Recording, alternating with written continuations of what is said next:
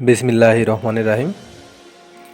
সুপ্রিয় শিক্ষার্থী বন্ধুরা, আশা করি তোমরা ভালো আছো এবং বাড়িতে পরিবারের সাথে অবস্থান করছো এবং এই করোনাকালীন সময়ে সকল স্বাস্থ্যবিধিগুলো তোমরা মেনে চলছো।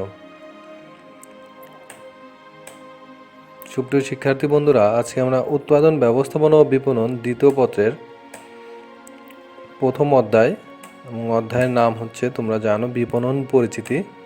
আজকে আমরা পার্ট 3 হতে আলোচনা করব।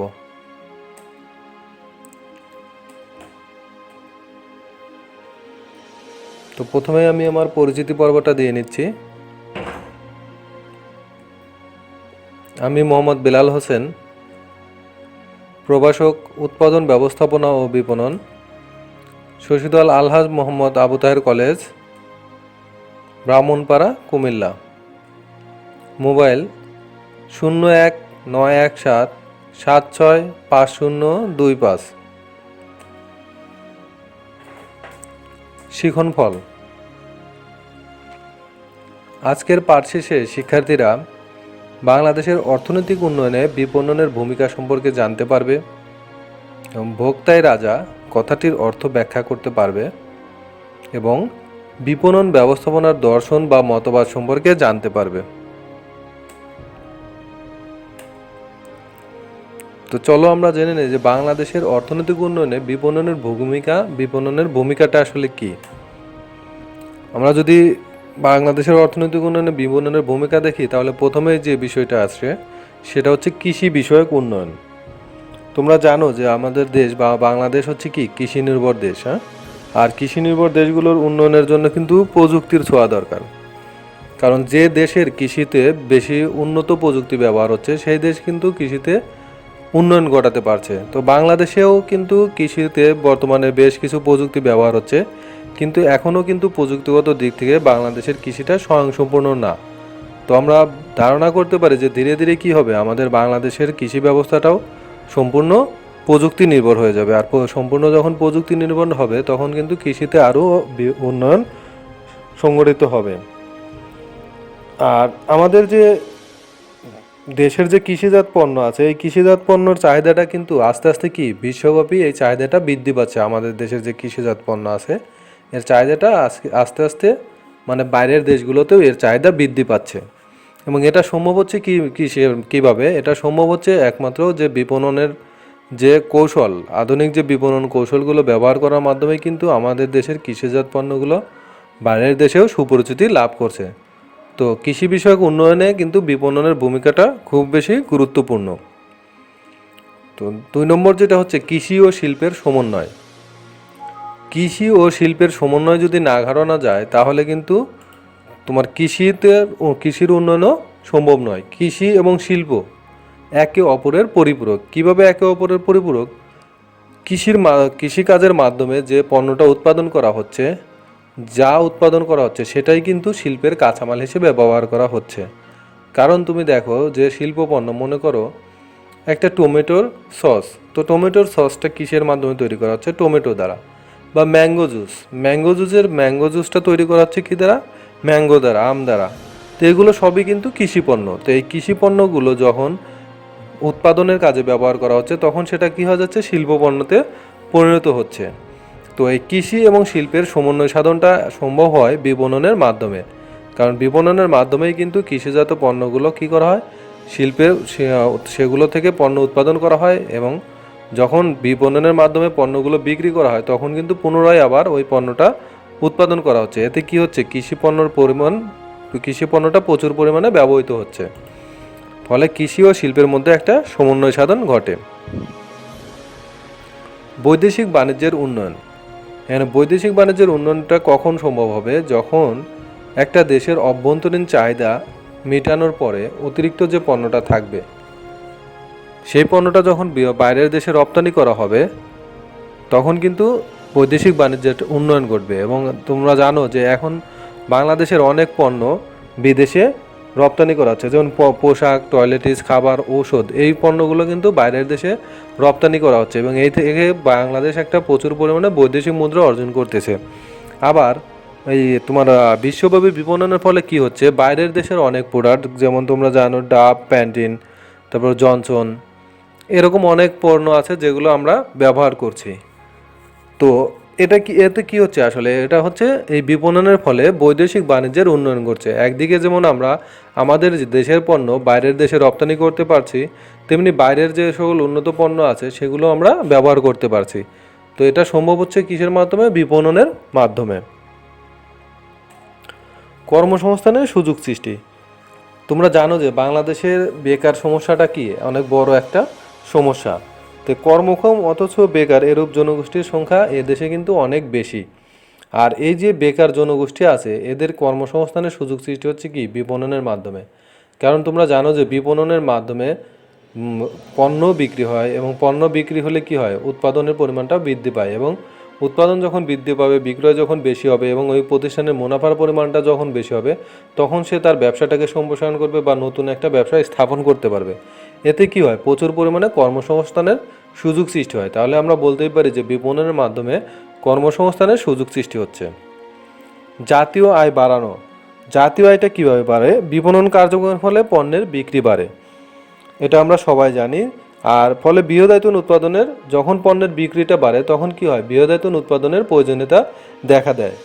আর এতে একটি দেশের মোট জাতীয় আয় বেড়ে যাওয়ার সম্ভাবনা অনেক বেশি তৈরি হয়। তাছাড়া রপ্তানি বাজার সম্প্রসারণের মাধ্যমে জাতীয় বাড়ানো সম্ভব হয়। আর রপ্তানি বাজার কখন সম্প্রসারণ হয়? যখন তোমার উৎপাদনের পরিমাণটা অনেক বেশি হবে।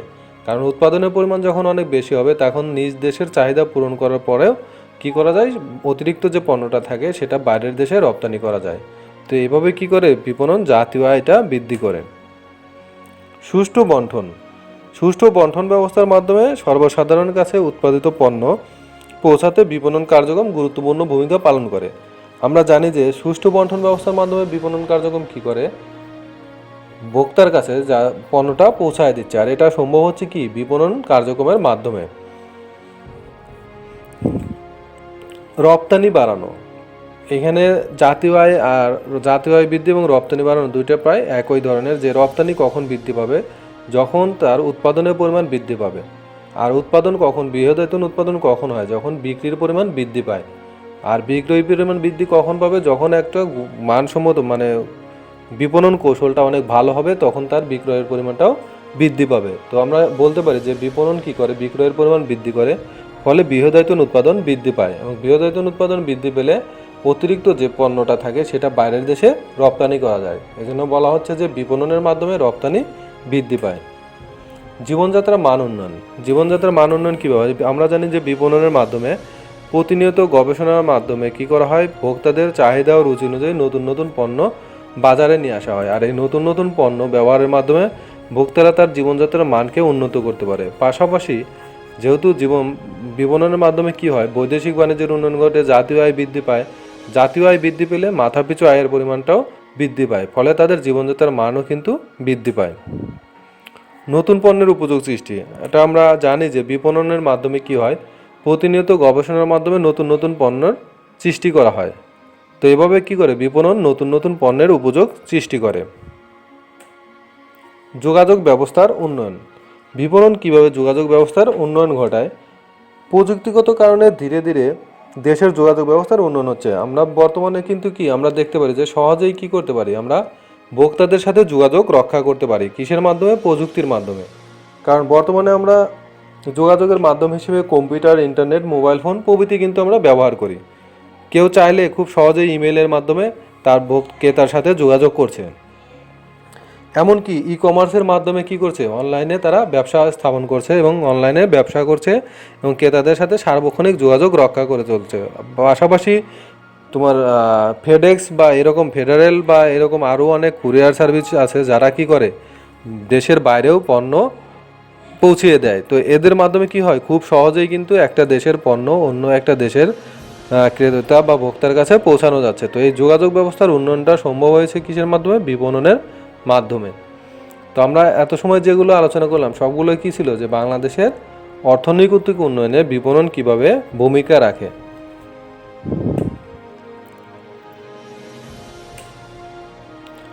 তো আমরা এবার দেখব যে ভোক্তাই রাজা, এই কথাটার অর্থটা কি আসলে? ভোক্তাকে কেন রাজা বলা হয়? চলো একটু দেখি আমরা যে ভোক্তাদের ঘিরেই সব বিপণন কার্যাবলী পরিচালিত হয়। কারণ ভোক্তারা এখন আগের তুলনায় অনেক সচেতন হয়েছে। আশানুরূপ পণ্য না পেলে তারা পণ্য কিনতে আগ্রহী হয় না। তাই পণ্য উৎপাদনের সময় ভোক্তাদের পছন্দ অপছন্দ, রুচি, ক্রয়ের অভ্যাস প্রভৃতি বিবেচনা করতে হয়। ভোক্তাই রাজা নিচে প্রসঙ্গে সংক্ষিপ্ত বর্ণনা করা হলো। বলা হচ্ছে যে আজকালকে যে বিপণনের কার্যাবলীগুলো হয় এই সব কিছুই কি ভোক্তাকে ঘিরে পরিচালিত হয়।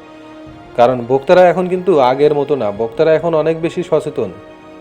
তারা যদি তাদের আশানুরূপ পণ্য না পায় তাহলে কিন্তু তারা ওই পণ্য কিনবে না। আর তাই কি করা হয় যে পণ্য যখন উৎপাদন করা হয় তখন ভোক্তাদের পছন্দ অপছন্দ, রুচি এবং ক্রয়ের অভ্যাসগুলো বিবেচনা করে পণ্য উৎপাদন করা হয়। তো আমরা নিচে একটু দেখি যে কি কি বিষয় নিয়ে আসলে ভোক্তাকে কেন্দ্রবিন্দুতে রাখা হয় কিভাবে। আমরা যদি বিপণন মতবাদটা দেখি, আসলে বিপণন মতবাদটাকে বলা হয় সর্বোচ্চ আধুনিক মতবাদ, এবং এটাই বেশিরভাগ কোম্পানি এই বিপণন মতবাদটাকেই অনুসরণ করে। আর বিপণন মতবাদের মূল কথা হলো ভোক্তাদের সর্বোচ্চ সন্তুষ্টি দেওয়ার লক্ষ্যে বিপণন কার্যক্রম পরিচালনা করা। ভোক্তাদেরকে সর্বোচ্চ সন্তুষ্টি প্রদান করতে হবে, এবং ভোক্তাদেরকে সর্বোচ্চ সন্তুষ্টি প্রদান করতে গিয়ে যা কিছু যে সকল কার্যক্রম আছে সেগুলো পরিচালনা করতে হবে। আর এ মতবাদে ভোক্তাদের অভাব মেটানো ও সন্তুষ্টি অর্জনে সবচেয়ে বেশি গুরুত্ব দেওয়া হয়। বিপণন মতবাদে ভোক্তাদের অভাব মেটানো এবং ভোক্তাদেরকে কিভাবে সন্তুষ্ট করা যায় এই বিষয়ে সবচেয়ে বেশি গুরুত্ব দেওয়া হয়। আমরা যদি বিপণন মতবাদের এটা দেখি, বিপণন মতবাদটা কি হচ্ছে, আরম্ভটা হয় কি বাজার দিয়ে। বাজারের থেকে তোমার বিপণন মতবাদের সূচনাটা শুরু হয়। এরপরে গুরুত্বারোপ হলো ভোক্তার প্রয়োজন। কোন বিষয়ের উপর গুরুত্বারোপ করে বিপণন? বিপণনটা গুরুত্বারোপ করা হচ্ছে ভোক্তার প্রয়োজনের উপর। ভোক্তারা আসলে কি চায়, ভোক্তার চাহিদাটা কি বা ভোক্তার পছন্দ অপছন্দটা কি, এটাই হচ্ছে ভোক্তার প্রয়োজন। উপায় কিভাবে এটা ভোক্তার প্রয়োজনটা মেটাবে সেটা হচ্ছে সমন্বিত বিপণন। সমন্বিত বিপণনের মাধ্যমে ভোক্তার প্রয়োজনটা মেটাবে।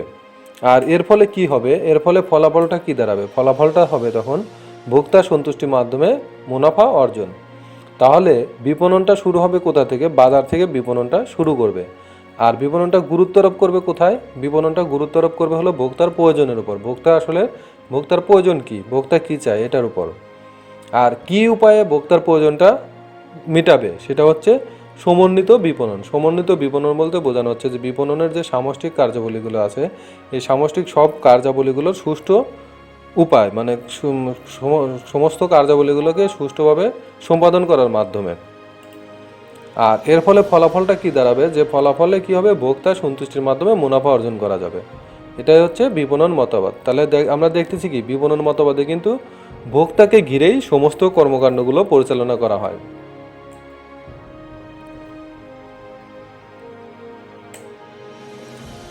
এরপরে যদি আমরা দেখি বিপণন মিশ্রণ। বিপণন মিশ্রণটা আসলে কি?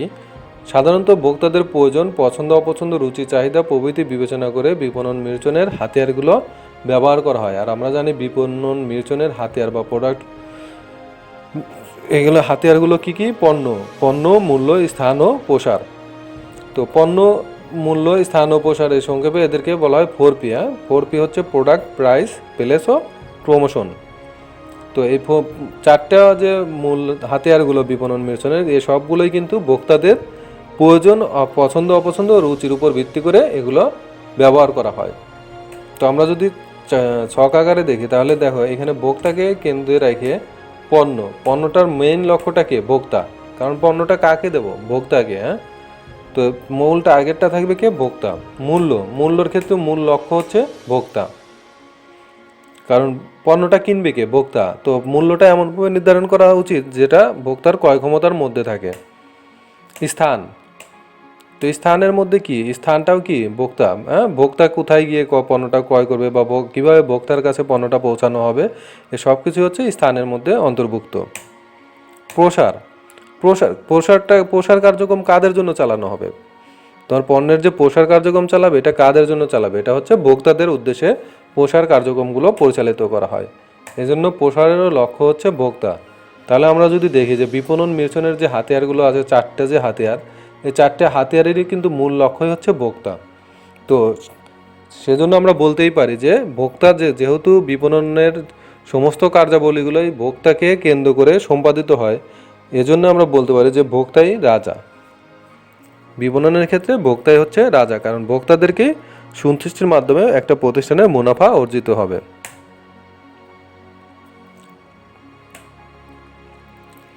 এবার আমরা একটু দেখব যে বিপণন ব্যবস্থাপনার দর্শন বা মতবাদ।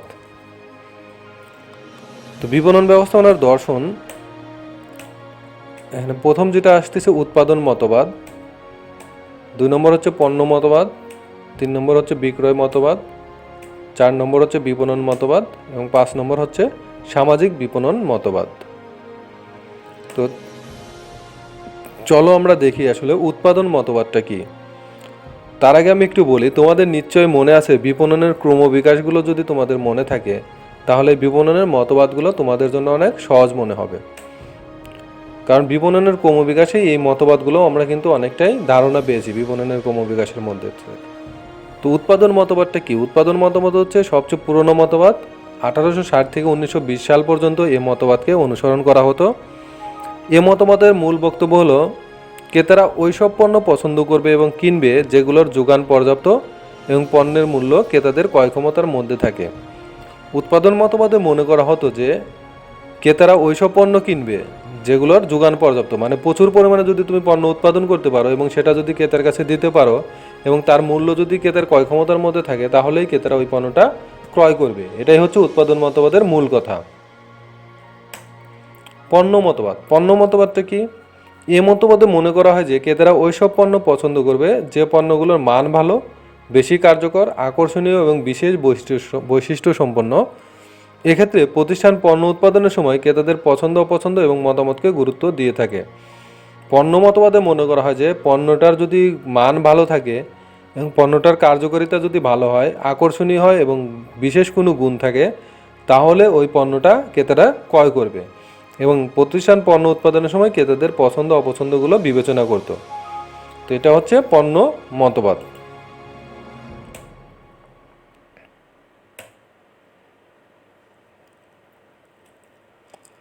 বিক্রয় মতবাদ, বিক্রয় মতবাদটা আসলে কি? 1920 থেকে 1950 সাল পর্যন্ত এই মতবাদ অনেক জনপ্রিয় ছিল।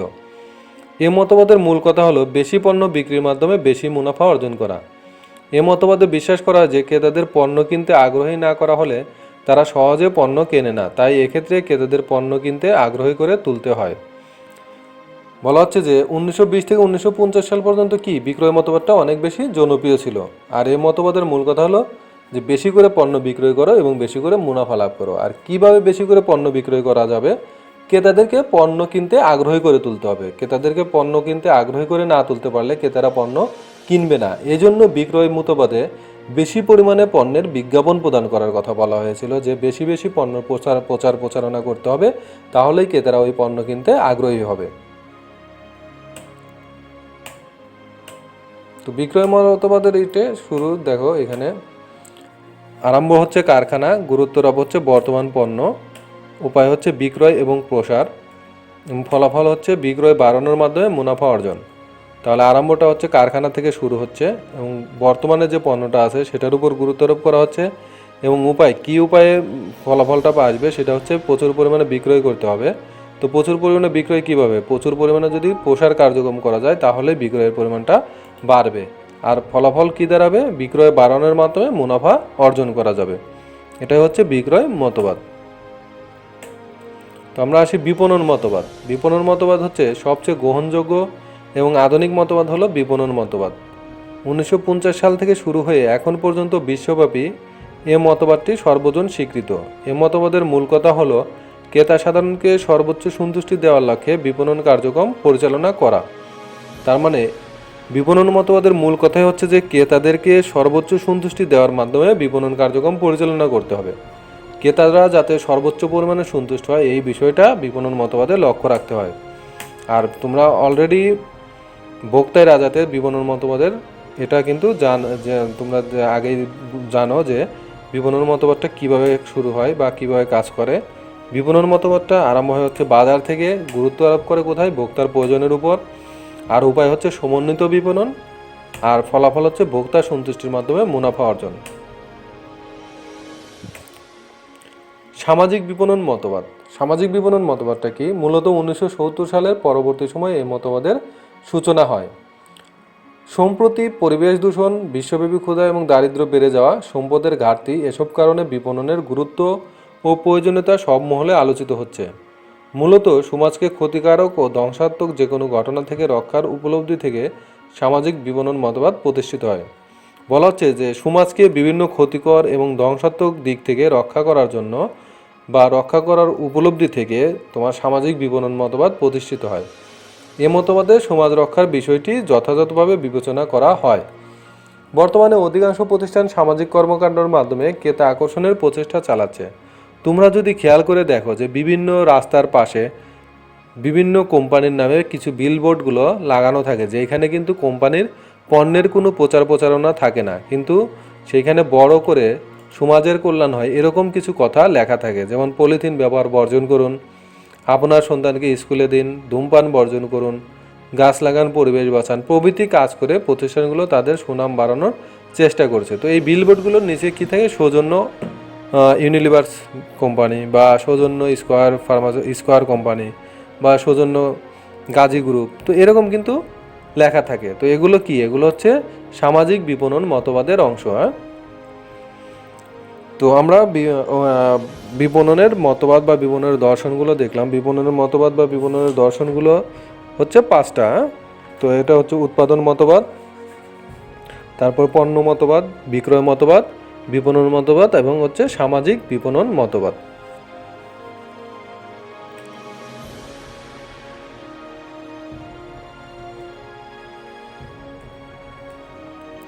তো তোমরা বাসায় একটু চেষ্টা করবে এগুলো, যে ভোক্তাই রাজা ব্যাখ্যা করো, বিপণন কিভাবে কৃষি ও শিল্পের সমন্বয় করে। আর একটা উদ্দীপক এখানে আমি দিয়ে রেখেছি তোমাদের জন্য, যেটা হচ্ছে যে জোনাব রৌফ ঢাকায় অবস্থিত লাবিবা অ্যাগ্রো লিমিটেডের গবেষণা ও উন্নয়ন বিভাগে চাকরি করেন। তিনি প্রতিটি পণ্যের ক্ষেত্রে ক্রেতাদের পছন্দ অপছন্দ, রুচি প্রভৃতির পাশাপাশি তাদের ক্রয় ক্ষমতাকেও বিবেচনা করেন। তিনি মনে করেন ক্রেতাদের মন জয় করলে ব্যবসায় সাফল্য আসবেই। উদ্দীপকের জোনাব রৌফের চিন্তা ও কাজের সাথে বিপণনের কোন মতবাদটি মিলে যায়?